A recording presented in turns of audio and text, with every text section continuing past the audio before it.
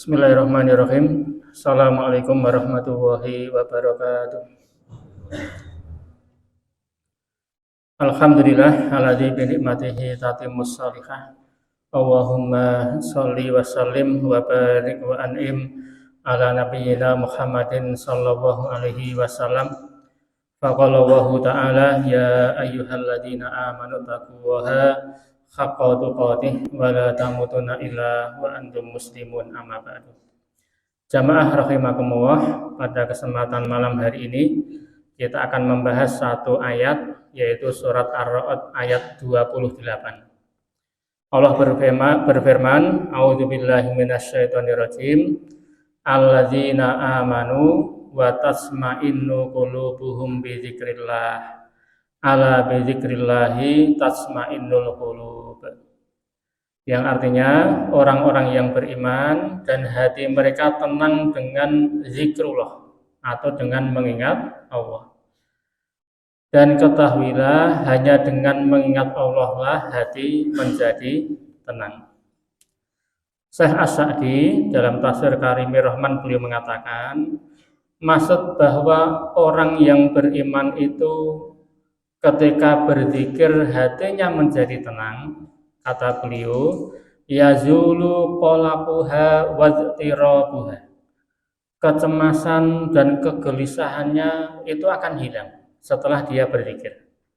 Wa tahdzuruha afrahuha wa lazatuha. Sebagai gantinya, efek dari zikir tadi bukan hanya menghilangkan kegelisahan, kecemasan dan kegundahan, tetapi juga sekaligus akan menghadirkan perasaan gembira dan kelezatan ketika dia beribadah kepada Allah Subhanahu wa taala. Sehingga yang namanya zikrullah ini langsung dalam waktu yang singkat bisa merubah kondisi hati seseorang. Dari yang awalnya gelisah menjadi tenang, sampai pada tahapan berikutnya dia akan merasa bergembira dengan perantaraan zikir kepada Allah Subhanahu wa taala. Maka kemudian para ulama menjelaskan apa makna zikrullah dalam ayat ini, sehingga ini ibadah yang luar biasa. Di akhirat tentu kita dapat pahala yang luar biasa, tetapi di dunia ternyata menimbulkan efek ketenangan dalam hati. Maka makna zikrullah di dalam ayat ini ada dua makna. Karena zikrullah di sini adalah idzofah atau bentuknya frase, dua kata, zikir dan Allah. Makna pertama, zikrullah di sini Allah sebagai objek. Berarti zikrullah maknanya adalah mengingat Allah. Sehingga maksud dari mengingat Allah dalam kalimat ini adalah melafazkan kalimat-kalimat zikir. Membaca kalimat zikir entah itu alhamdulillah, subhanallah, astagfirullah, atau kalimat sholawat, atau bentuk kalimat apapun. Mungkin dengan la ilaha illallah, la haula wala quwata illa billah. Seluruh kalimat thayyibah ini adalah makna zikir yang pertama. Maka berarti zikrullah ini bisa dikatakan sebagai obat penenang yang paling mujarab dan berefek dalam waktu yang sangat dekat. Sehingga ketika ada orang dalam kondisi gelisah dan sebagainya, tidak perlu obat penenang dari manapun juga, cukup dia memperbanyak zikir, melafazkan kalimah-kalimah thayyibah. Maka ini sebagai obat akan menenangkan dia dalam jangka waktu yang pendek. Obat yang paling praktis untuk menenangkan hati seseorang. Bahkan nanti ketika orang itu menjelang ajal, siklus hidup manusia itu kan banyak sekali menjumpai musibah, ya. Dan musibah paling berat bagi seorang manusia adalah ketika dia dalam kondisi detik-detik menjelang ajal. Maka ketika detik-detik menjelang ajal, kondisi yang sangat genting sekali di seluruh rangkaian kehidupannya, itu pun perintah Rasul adalah zikir. Maka beliau mengatakan, lakinu mautakum la ilaha illallah. Talkinkan atau ajarkan orang yang akan meninggal dunia dengan ucapan atau kalimat la ilaha illallah. Maka kemudian termasuk Nabi Ibrahim. Ini sebagai satu contoh. Dulu beliau pernah merusak berhala-berhala yang disembah oleh kaumnya. Maka Raja Namrud, penguasa saat itu, marah besar, sehingga Raja Namrud memerintahkan seluruh pasukannya untuk mengumpulkan kayu bakar untuk membakar Nabi Ibrahim. Maka kemudian Nabi Ibrahim ditangkap, kemudian akan dilemparkan ke api neraka ini, ke dalam api tadi, ya, api yang dinyalakan dari kayu bakar yang dikumpulkan oleh Raja Namrud. Maka Abdullah bin Abbas memberikan satu riwayat. Ketika Ibrahim ini akan dilemparkan ke dalam api, kata beliau, kana akhiru qawli Ibrahim khina ulqiya finnar hasbiyallahu wa ni'mal wakil. Ucapan terakhir Ibrahim sebelum dilemparkan ke dalam api adalah ucapan zikir, yaitu hasbiyallahu wa ni'mal wakil. Hasbiyallah maksudnya cukuplah Allah bagiku, wa ni'mal wakil, dan dialah sebaik-baik pelindungku. Zikir ini ternyata bisa menenangkan Nabi Ibrahim. Ucapan zikir hasbiyallah wa ni'mal wakil. Maka kemudian Allah menurunkan bantuannya. Maka Allah berfirman dalam salah satu firman Allah Subhanahu wa taala adalah qulna ya naru kuni bardan wa salaman ala Ibrahim. Wahai api, jadilah kamu dingin agar menjadi keselamatan bagi Nabi Ibrahim. Api yang secara fitrah itu panas, tetapi Allah memberikan perintah kepada api, kuni bardan, jadilah kamu dingin agar menjadi keselamatan bagi Nabi Ibrahim. Termasuk juga Nabi Muhammad SAW. Ketika perang Badar, orang-orang kafir mengatakan kepada Nabi Muhammad SAW, di mana Allah berfirman, inna nasa qad jama'u lakum. Wahai Muhammad, sesungguhnya manusia hari ini sudah berkumpul untuk memerangi kamu. Fahsyauhum, takutlah kamu kepada mereka. Nabi Muhammad ditakut-takuti dengan sejumlah pasukan besar untuk menyerang beliau dan para sahabat. Maka takutlah wahai Muhammad kepada musuh kamu. Tapi Allah mengatakan fazadahum imanan, tetapi justru kalimat itu menambah keimanannya Nabi Muhammad SAW. Maka untuk menguatkan mental beliau, untuk menenangkan hati beliau, Rasul kemudian berzikir dengan satu zikir, hasbunallah wa ni'mal wakil.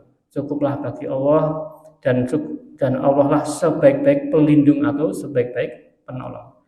Jadi dua nabi yang paling mulia, yaitu Nabi Muhammad dan Nabi Ibrahim sendiri pun, ketika mendapati peristiwa-peristiwa yang sangat genting sekali, sangat membahayakan sekali, ternyata solusi mereka adalah kembali kepada Allah dengan melantunkan kalimah-kalimah thayyibah, yaitu dengan zikrullah.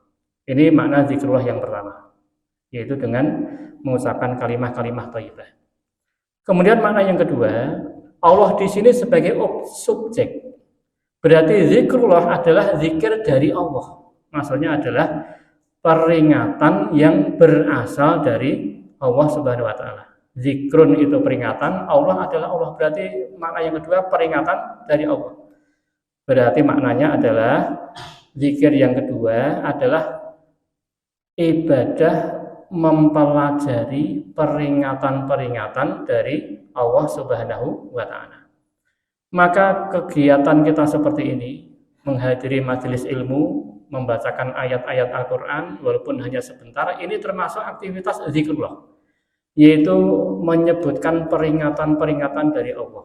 Ayat-ayat Al-Qur'an yang merupakan firman dari Allah Subhanahu wa taala. Maka kegiatan khutbah Jumat itu Allah menyebutnya dengan zikrullah.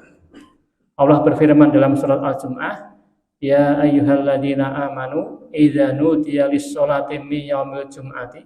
Wahai orang-orang yang beriman, ketika kalian diseru untuk hadir di sholat Jumat, fas'au ila zikrillah, maka bersegeralah untuk menuju zikrullah. Padahal Jumatan itu tidak ada kegiatan bersama-sama melantunkan zikir. Yang ada adalah khutbah.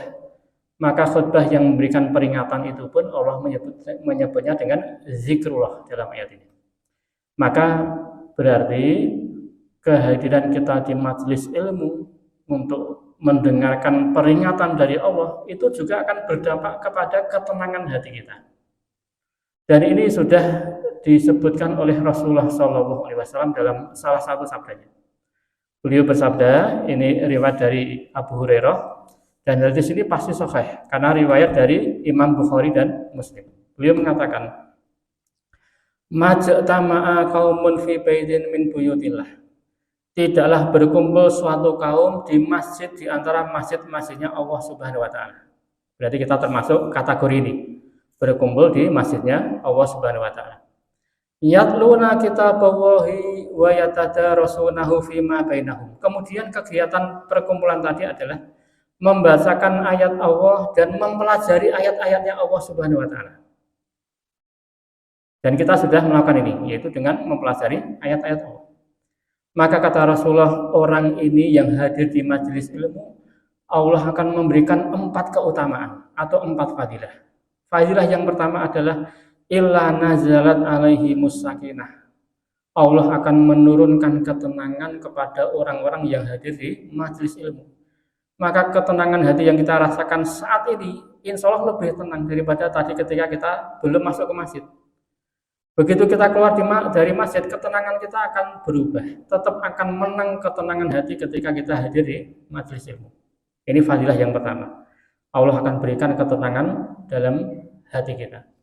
Yang kedua, wa wasiyatuhumur rahmah. Allah akan memberikan rahmat, kasih sayangnya kepada orang-orang yang hadir di majelis ilmu. Yang ketiga, wa khafathumul malaikah. Malaikat akan menaungi. Malaikat akan menaungi orang-orang yang hadir di majelis ilmu. Yang terakhir, Rasul mengatakan, wa dzakarohumullahu fi man indah. Allah nanti akan menyebutkan nama-nama orang yang hadir di majelis ilmu di hadapan makhluk-makhluk di sisi Allah Subhanahu wa taala, yaitu para malaikat yang berada di dekat Allah Subhanahu wa taala. Allah akan membanggakan nama-nama kita. Maka kalau misalnya setiap minggu sekali kita hadir di majelis ilmu seperti ini, berarti paling tidak satu minggu satu kali nama kita dibanggakan oleh Allah Subhanahu wa taala di hadapan para malaikat. Semakin banyak kita hadir di majelis seperti ini, berarti semakin sering juga nama kita dibanggakan oleh Allah di hadapan para malaikat. Ini 4 fadilah yang akan diberikan kepada orang yang hadir di majelis ilmu, yang salah satunya adalah Allah akan memberikan ketenangan dalam hati orang-orang mukmin. Pada dasarnya seluruh amal soleh memang menghadirkan ketenangan dalam hati, seluruhnya. Hanya di dalam ayat ini dikhususkan, Allah mengkhususkan amal-amal yang menghadirkan ketenangan, yaitu zikrullah. Makna pertama adalah berzikir, mengucapkan kalimat-kalimat thayyibah, dan makna yang kedua adalah peringatan dari Allah dengan cara mempelajari peringatan dari Allah, yaitu dengan menghadiri majelis ilmu. Saya kira demikian, mudah-mudahan ada manfaatnya. Alhamdulillahirabbil alamin. Assalamualaikum warahmatullahi wabarakatuh.